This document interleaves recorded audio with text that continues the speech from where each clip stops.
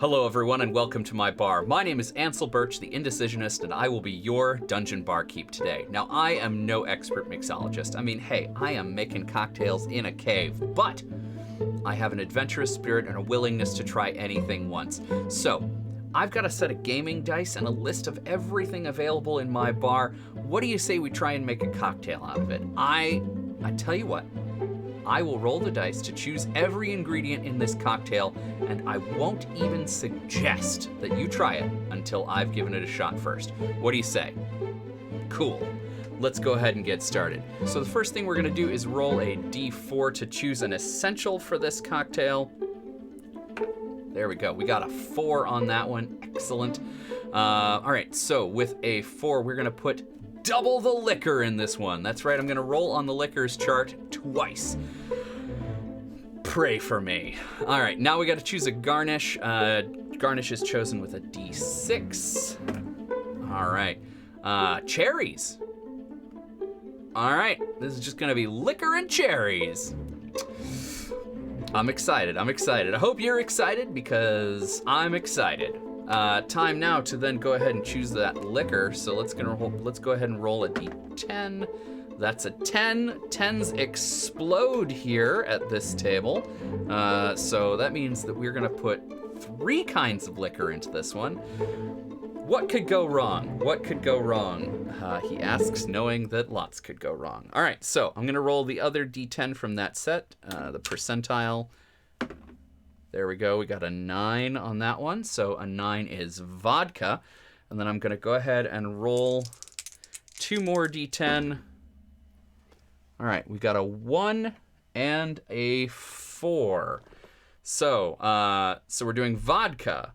We're doing absinthe. Wait, yep, vodka, absinthe, and coffee rum. Here we go. Buckle in, friends. All right, for those of you watching on YouTube, Quilting Dancer at home has chosen that we're gonna put coffee-flavored rum into today's cocktail. So it's gonna be vodka, coffee-flavored rum, and absinthe with cherries. Delightful. What could go wrong? Only everything. But just to prove that I have a shot, I'm gonna go ahead and roll a D12 on this chart of bar terms, and we'll see. Maybe I can prove my skill to you through this little pop quiz of bar terms. 5, dry. So dry comes up more often than you'd think, being that this is a randomized chart.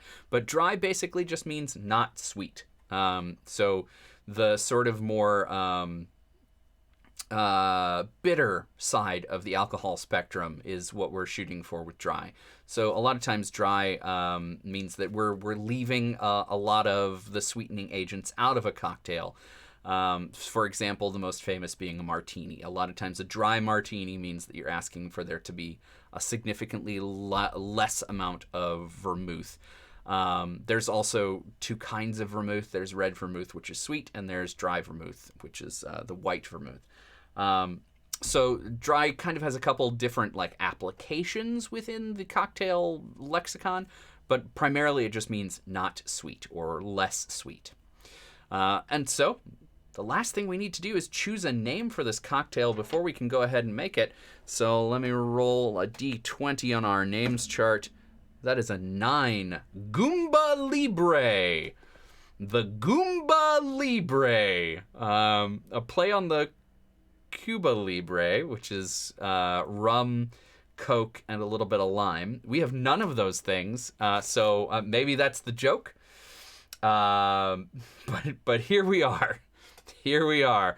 All right, so we're gonna go ahead and make a Goomba Libre today.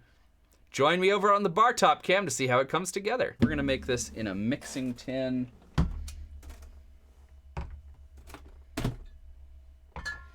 I don't know why, but this cocktail wants to be shaken. We'll add a few D6 of cold damage.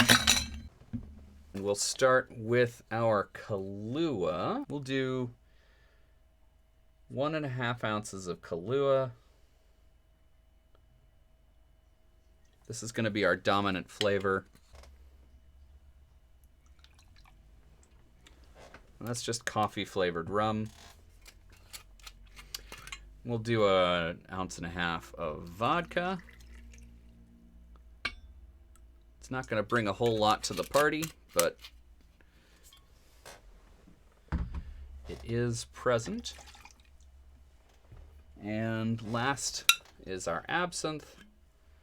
We're just going to do a splash. Oop. Okay, maybe a biggish splash. That was probably like 1/8 to 1/4 ounce. All right, and that's our cocktail. I wanted there to be more in there as well, but here we are. This is the Goomba Libre.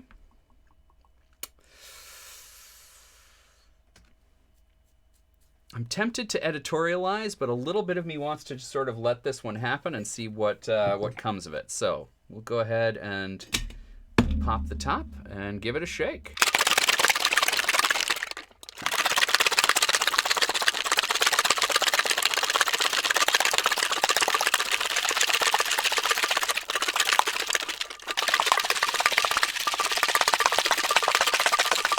All right. Go ahead and pop the top.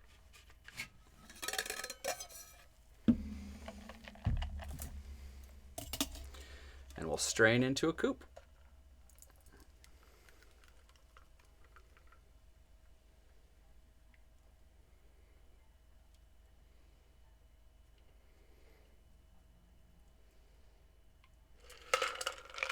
The borders of the magic portal made that difficult. Last is put on a couple of cherries. And we'll just set that right on top. But how does it taste?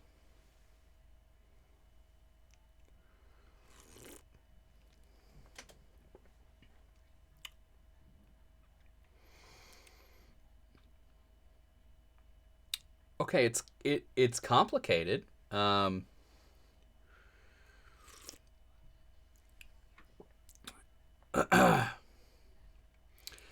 All right, you may recall that I poured more absinthe than I intended to into this cocktail, and that was a mistake. It's so very present. I love absinthe. Don't get me wrong, I love it. But I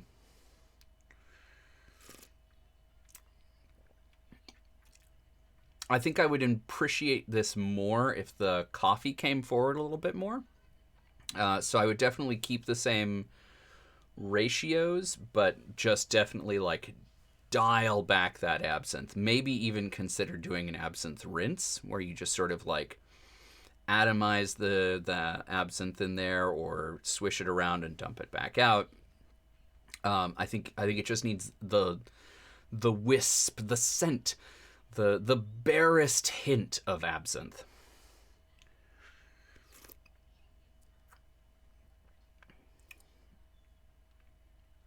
Oddly enough, I think the cherries are contributing, which is nice. I did get a fair amount of the cherry juice dribbling in there, so it's interesting that it informed things as much as it did. Either that or just the Kahlua has enough of that it's sort of by either the scent of it or the mere suggestion of the cherries being there, it gets like a cherry effect on it. Yeah, this is... The Goomba Libre is not bad. It's not... I don't think it's going to be for everybody. I think it's sort of an end-of-the-evening cocktail. It's going to be heavier. It's darker. It's sweeter. Obviously, that Kahlua is bringing a lot of like coffee and sugar notes more than it is like rummy rum. But I don't know. I could see people drinking this. I feel like this is something for the chocolatini crowd that want that sort of like dark, boozy but sweet cocktail experience. It's not really my go-to, but again, I could see there being an audience for this. I could see people drinking this on purpose, and I could see developing it. I think there's room for this to be like one more ingredient. Maybe some orange bitters, maybe some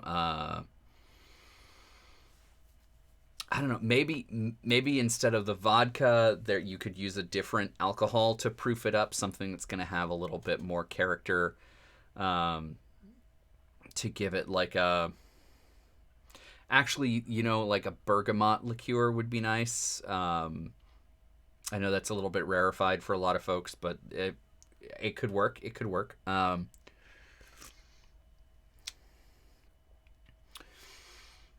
But yeah, I think this is an okay drink. This is a drink with room to improve if you were the kind of bartender who enjoyed this and wanted to.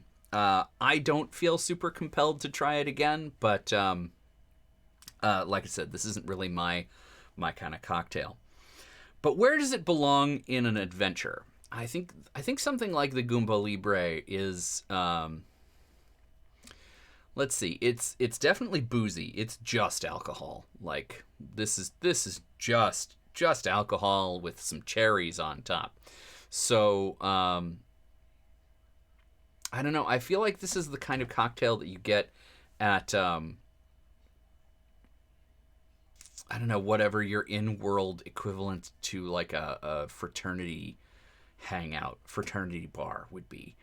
And my immediate thought is like the Champions League. Like this is where the gladiators and the Fight Club guys come at the end of the day, and some of them want to go for something sweeter, and they want something that's got a lot of punch to it, got a lot of oomph. They've just gotten done having a fight, and Barbaria, queen of the murderers, comes in, and she says, I'll have the Goomba Libre, and she looks all tough, and maybe they'd serve it to her in like a big wooden tankard or whatever. Anyway, I could see the like hardcore crowd getting this sort of thing to like, enjoy a nice sweet drink, because everybody has the moments where you want a nice sweet drink, even me. And I think that that's the kind of crowd that's going to want something that's going to like really efficiently get you straight to screwed up land. This is a cocktail that's not just tasty, that's not just sweet. It's also going to absolutely wreck you for the evening, or get you straight to bad decision town as quickly as possible. It's a direct bus to Mistakeville. So yeah, I think there's a space for this. I think it's got a lot of opportunity, and I think in a campaign setting, you could absolutely use a cocktail like this one, again, to flavor the setting, to give an idea of what this place is and the purpose that the people are trying to fill in it. Are you solving a mystery around who killed the gladiator outside of the competition? Are you trying to determine if your adventurers can survive in the fighting pits? This is something you can serve along with it to like show what kinds of people are in this bar. They're complicated, they're real, they're interesting, but they're also here to get messed up. So you've got to have your conversations quickly, or wait until later when their tongues are looser, but risk that they may not be telling as much of the truth. This sets a time limit on the amount of interaction you can have with those gladiators before the quality of information changes, right? So I think there's a huge opportunity for a cocktail like this one in that kind of setting. But where would you put it? Where would you put the Goomba Libre in your adventures? Tell me in the doobly-doo. Tell me on Twitter. I'm at Dungeon Barkeep. And if you decide to make one of these for yourselves, take a picture, send it to me on Instagram at Dungeon Barkeep. I'm very reachable, super easy to find. And even more so, if you would like to play a game with me over this coming weekend, if you're checking this out on release day or thereabouts, we are holding TTRPG Pickup Con, a monthly online gaming event that is open for players of all experience levels. And as of taping, we still have seats in lots of games that are available for all different experience levels. So head on over to TTRPGPickupCon.com. The link is in the doobly-doo, and you can sign up to play this coming weekend, the 17th through the 19th of June. And if it's after that, there'll be another one in the coming month. So keep an eye on that website. There's plenty of gaming fun to be had. And until next time, drink adventurously.